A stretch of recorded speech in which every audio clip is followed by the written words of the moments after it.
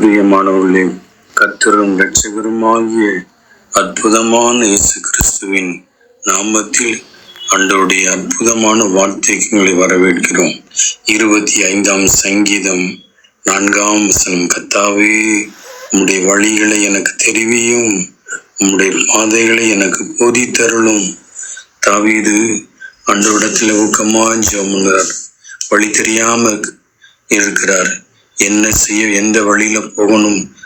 அநேக வழிகள் தனக்கு முன்பாக இருக்கிறது. எந்த வழியில போகணும், எந்த வழியில போகக்கூடாது, எந்த வழியை செலக்ட் பண்ணணும், எந்த வழியை ரிஜெக்ட் பண்ணணும் தெரியல. ஆண்டவர்கிட்ட கேட்கிறார், ஆண்டவரே, உங்க வழியை எனக்கு காண்பியும், உங்களுடைய பாதைகள் எனக்கு தெரிவியும். பிரியமானவர்களே, கர்த்தருக்கு பிரியமானபடி நம்ம செய்யணும்னா அவருடைய சித்தம், ஆண்டவருடைய விருப்பம் என்ன என்பது நமக்கு முதலாவது தெரிய வேண்டும். அந்த ஆண்டவருடைய விருப்பம் என்னது அப்படிங்கிறது நமக்கு வெளிப்படுத்தப்படலைன்னா நம்ம அதை ஒன்றும் செய்ய முடியாது. கர்த்தருக்கு மகிமை உண்டாவதாக.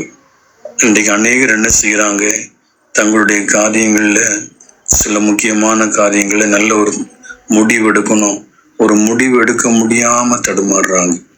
எதை செலக்ட் பண்ணணும், எதை ரிஜெக்ட் பண்ணணும்னு தெரியல, எந்த தீர்மானம் எடுக்கணும்னு தெரியல, என்ன பண்ணணும்னு தெரியல, என்ன முடிவு எடுக்கணும்னு தெரிய மாட்டேங்குது. குழப்பத்துல இருக்கிறாங்க. இந்த வழியில போகலாமா, இந்த வழியை விட்டுடலாமா தெரிய மாட்டேங்குது. என்ன செய்யணுன்றே தெரியாம ஒரு குழப்பமான நிலையிலேயே வாழ்க்கையை ஓட்டிட்டு இருக்கிறாங்க. அநேக தங்களுடைய பிரச்சனை நடுவில் ஆண்டவருடைய சித்தத்தை அறியணும்னு சொல்லி விரும்புறாங்க. ஆண்டவருக்கு மகிமை உண்டாவதாக. ஆனா என்ன, பலர் ஆண்டவரை தேடியும் அவருடைய விருப்பம், அவருடைய சித்தம் வெளிப்பட மாட்டேங்குது. அது இன்னொரு குழப்பமான ஒரு காரியமா இருக்கிறது. ஏன் அப்படி வெளிப்படல? அதுக்கு சில காரணங்கள் இருக்கிறது. பிரியமானவர்களே, ஆண்டவருக்கு மகிமை உண்டாவதாக. நம்முடைய வாழ்க்கையில நம்ம சில காரியங்கள்ல மட்டும்தான் ஆண்டவருடைய சித்தத்தை அறியணும்னு விரும்புறோம். ஆனா வேத புஸ்தகம் முழுவதும் நம்ம வாழ்க்கையில ஆண்டவருடைய விருப்பம் என்ன என்பதை தெளிவா ஆண்டவர் நமக்கு வெளிப்படுத்திட்டார். ஏற்கனவே நாம் மனம் திரும்ப வேண்டும், பரிசுத்தமாய் வாழ வேண்டும், மற்றவர்களுக்கு நன்மை செய்ய வேண்டும், மற்றவர்களுக்காக ஜெபம் பண்ண வேண்டும், நம்ம வாழ்க்கையில உண்மை உள்ளவர்களாய் நாம் வாழ வேண்டும், மற்றவர்களை மன்னிக்க வேண்டும். இப்படிப்பட்ட ஆண்டவருடைய விருப்பங்களை நமக்கு எழுதி கையில கொடுத்துட்டார். இதை நாம் செய்திருக்க வேண்டும். ஆண்டவருக்கு மகிமை உண்டாவதாக. இதை நம்ம வாழ்க்கையில நம்ம நிறைவேற்றி இருக்க வேண்டும். அதனாலதான் வேதம் என்ன சொல்லுகிறது, அந்த 25ஆம் சங்கீதம் 12ஆம் வசனத்துல, கர்த்தருக்கு பயப்படுகிற மனுஷனுக்கு அவர் தாம் தெரிந்து கொள்ளுகிற வழியை போதிப்பாராம். எந்த மனுஷன் ஆண்டவருக்கு பயந்து வாழ்கிறானோ அவனுக்குத்தான் ஆண்டவர் தன்னுடைய சித்தத்தை, தன்னுடைய வழிகளை காமிப்பாராம், போதிப்பாராம். ஆம் பிரியமானவர்களே, இதிலிருந்து என்ன தெரியுதுன்னா, ஏற்கனவே ஆண்டவர் நமக்கு வெளிப்படுத்தி கொடுத்திருக்கிற அவருடைய விருப்பங்களுக்கு நாம் அர்ப்பணித்து வாழ்ந்திருக்கிறோமா, அதை நிறைவேற்றி இருக்கிறோமா? ஆண்டவருக்கு மகிமை உண்டாவதாக. நம்முடைய இந்த காரியத்துல தேவ சித்தம் என்னன்னு தெரியலன்னு சொல்லி ஜெபம் பண்ண போகும் பொழுது ஆண்டவர் கேட்கிறார், உனக்கு ஏற்கனவே நான் என்னுடைய விருப்பங்களை எல்லாம் வேதத்தில் எழுதி கொடுத்திருக்கிறேன், அதை நீ நிறைவேற்றி இருக்கிறாயா? அதை நீ நிறைவேற்றி வாழ்ந்திருக்கிறாயா? அதற்கு அர்ப்பணித்து ஒப்பு கொடுத்து வாழ்ந்திருக்கிறாயா? அதை செய்திருக்கிறாயான்னு கேள்வி கேட்கிறார். அப்ப நாம் என்ன பதில் சொல்ல முடியும்?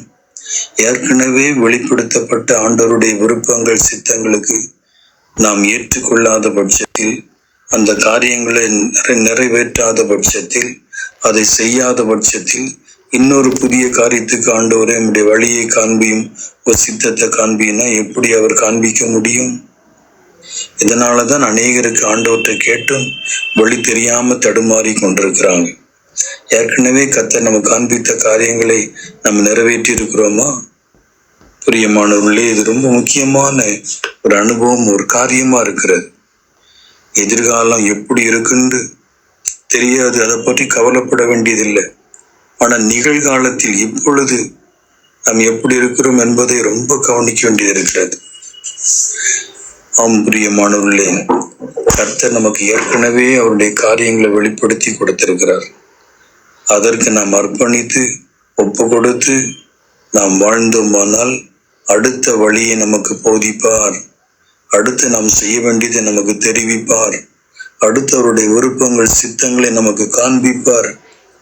இதுதான் வழி. அன்பின் பிதாவே நோக்கி வேண்டிக் கொள்கிறோம். தேவனே, சில காரியங்களுக்கு மட்டுமே நாங்கள் ஆண்டவருடைய சித்தத்தை அறிய விரும்புகிறோம்.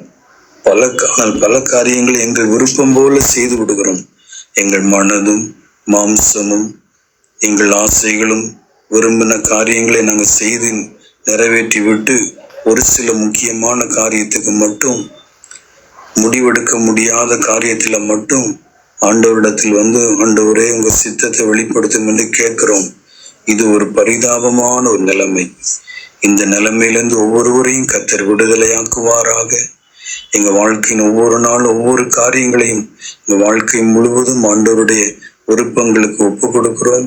உம்முடைய நல்ல வழியை எங்களுக்கு காண்பியும், உம்முடைய பாதைகளை எங்களுக்கு தெரிவியும். ஆண்டவரே, உம்முடைய ஆலோசனையின்படியே நாங்கள் நடந்து உம்மை அடைவதே எங்களுடைய பிரதானமான நோக்கம். அவர் ஃபைனல் டெஸ்டினி இயேசு கிறிஸ்துவை சேர்வதே, ஒன்லி ஜீசஸ் கிரைஸ்ட். ஆமென்.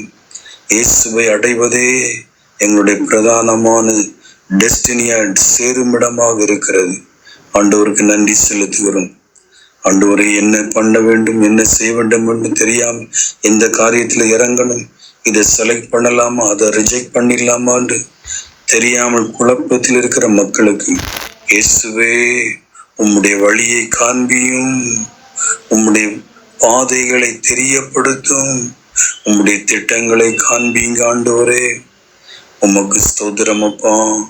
மனநிலையில பாதிக்கப்பட்டு டென்ஷன், டிப்ரெஷன், கன்ஃபியூஷன்ல இருக்கிற மக்களுக்கு ஆண்டவர் நல்ல ஒரு மன தெளிவை தாரும். தெளிவான தீர்மானங்களை எடுக்க உதவி செய்யுங்க. இயேசுவே நல்ல ஒரு வழியை காண்பீங்க நாதா. உமக்கு ஸ்தோத்திரம், ஸ்தோத்திரம், ஸ்தோத்திரம். கண்ணீரோடும் கவலையோடு இருக்கிறவருடைய கண்ணீர் துடைக்கப்படட்டும். இயேசு கிறிஸ்துவின் சமாதானம் ஒவ்வொருவரையும் நிரப்பட்டும். துயரங்கள், புலம்பல்கள் மாறட்டும். சந்தோஷம் மலரட்டும். மகிமை உண்டாகட்டும். ஆசீர்வதிக்கிறோம். இந்த ஜெப நேரத்தில் ஆண்டவர் இயேசு கிறிஸ்துவின் அற்புதமான பிரசன்னம் இறங்கி வருவதாக. யாவன் மேலும் சமாதான மாளிகை செய்வதாக. கர்த்தருக்கு நன்றி செலுத்துகிறோம், ஸ்தோத்திரங்கள் செலுத்துகிறோம். இயேசுவின் நாமத்தில் பிதாவே, ஆமீன். கர்த்தர் தாமே